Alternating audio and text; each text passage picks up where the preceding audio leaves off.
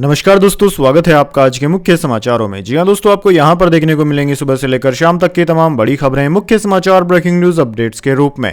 तो चलिए दोस्तों, जान लेते हैं आज की पहली बड़ी खबर। राहुल गांधी ने अखिलेश के कंधे पर हाथ रखकर ली सेल्फी। 7 साल बाद यूपी में आए साथ, कहा हम नफरत मिटाने निकले हैं, प्रियंका भी रही साथ।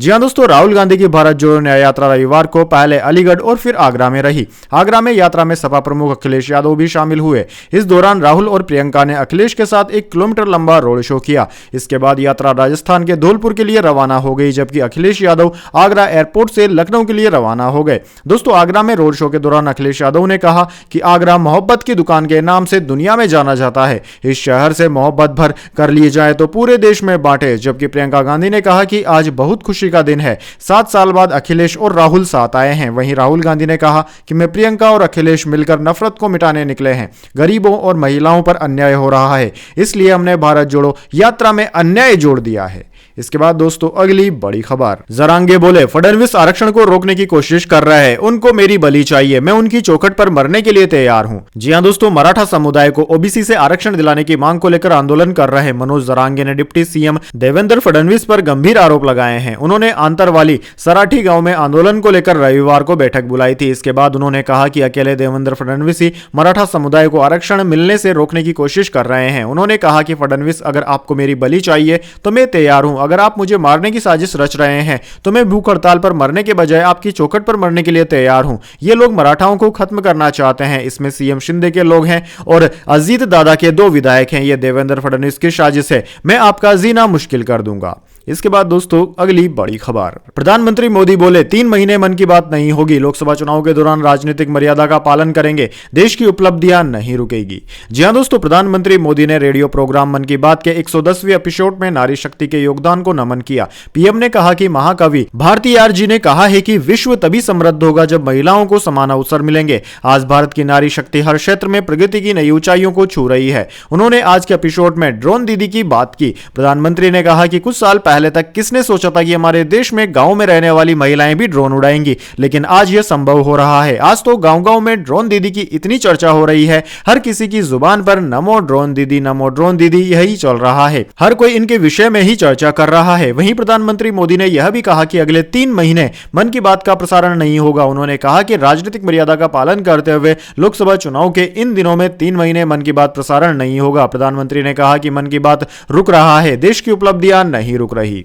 इसके बाद दोस्तों, अगली बड़ी खबर। मालदीव की पूर्व रक्षा मंत्री बोली भारत हमेशा हमारा मददगार रहा, कहा हम यहां गलत वजहों से चर्चा में, पड़ोसियों से दोस्ती होना जरूरी है। जी हां दोस्तों, मालदीव की पूर्व रक्षा मंत्री मारिया दीदी ने कहा है कि मालदीव गलत वजह से भारत और खासकर वहां के सोशल मीडिया प्लेटफॉर्म पर चर्चा में है। मीडिया हाउस फर्स्ट पोस्ट की डिफेंस समिट में मारिया ने कहा कि हम लोग ऐसे नहीं हैं, हमें विदेशियों का मालदीव आना पसंद है, हम सभी लोगों को मालदीव आने का न्योता देते हैं। मारिया 2018 से 2023 तक मोहम्मद सोलिह की सरकार के दौरान मालदीव की रक्षा मंत्री रही थी। उन्होंने कहा कि जलवायु परिवर्तन मालदीव के अस्तित्व के लिए खतरा है। जब एशिया में सुनामी आई थी तब हमें काफी दिक्कतों का सामना करना पड़ा था। उस वक्त भारत पहला देश था जो हमारी मदद के लिए आगे आया था। इसके अलावा भारतीय सेना ने भी हमेशा हमारी मदद की है। आज मालदीव में चीनी जहाज मौजूद है। हम नहीं चाहते कि हम किसी ऐसी परिस्थिति में फंस जाएं जो हमें जंग में धकेल दे।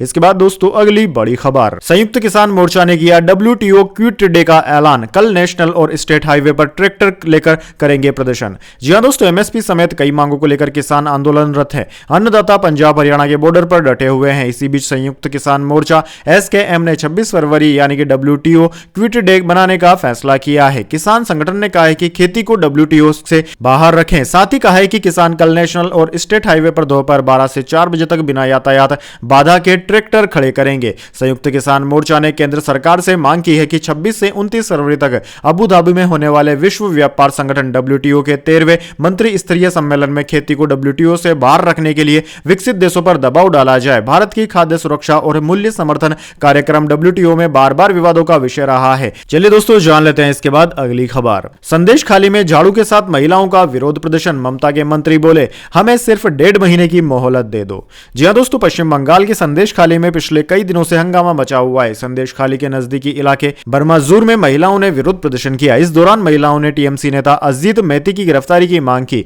दोस्तों आपकी जानकारी के लिए बता दें, शनिवार को टीएमसी के स्थानीय नेता अजीत मैती के खिलाफ महिलाओं ने विरोध प्रदर्शन किया था। दोस्तों आपको बता दें, टीएमसी के एक मंत्रिमंडल ने रविवार को लगातार दूसरे दिन पश्चिम बंगाल के संकटग्रस्त संदेश खाली का दौरा किया और उन ग्रामीणों की शिकायतें सुनी जो सत्तारूढ़ दल के स्थानीय नेताओं के कथित अत्याचारों के खिलाफ विरोध प्रदर्शन कर रहे हैं। राज्य के मंत्रियों ने संदेश खाली में ग्रामीणों से अपनी मांगों को लेकर आने का भी आग्रह किया है।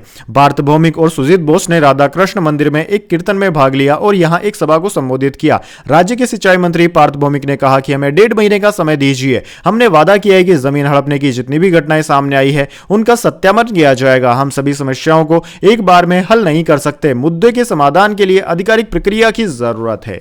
इसके बाद दोस्तों अगली बड़ी खबर, प्रधानमंत्री मोदी ने द्वारका में स्कूबा डाइविंग की, बोले दिव्य अनुभव था। देश के सबसे लंबे केबल स्टे ब्रिज का भी उद्घाटन किया। जी हां दोस्तों, प्रधानमंत्री मोदी 2 दिन के गुजरात दौरे पर हैं। रविवार को उन्होंने द्वारका में स्कूबा डाइविंग की। प्रधानमंत्री मोदी ने कहा कि यह एक दिव्य अनुभव था। मोदी ने बेट द्वारका में भगवान द्वारकाधीश की पूजा भी की। इसके बाद उन्होंने ओखा को बोट द्वारका से जोड़ने वाले सुदर्शन सेतु का लोकार्पण किया। अब दोस्तों ओखा से बेट द्वारका जाने के लिए लोगों को बोट पर निर्भर नहीं रहना पड़ेगा। ब्रिज को बनाने में 978 करोड़ की लागत आई। पुल का उद्घाटन करने के बाद मोदी ने द्वारका के द्वारकाधीश मंदिर में पूजा अर्चना की। वे यहां लोगों से भी मिले।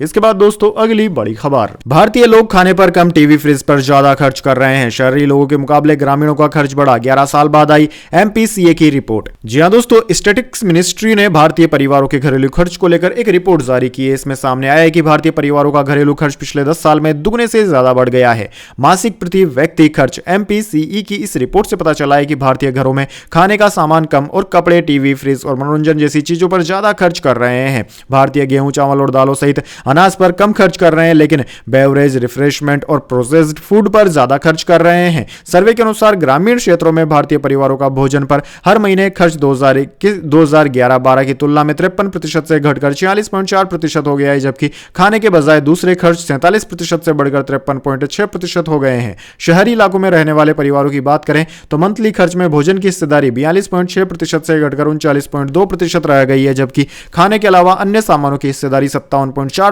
से 60.8% हो गई है। इसके बाद दोस्तों अगली बड़ी खबर, हरियाणा में आईएनएलडी के चीफ नफे सिंह राठी की हत्या, घात लगाकर बैठे हमलावरों ने गोली मारी।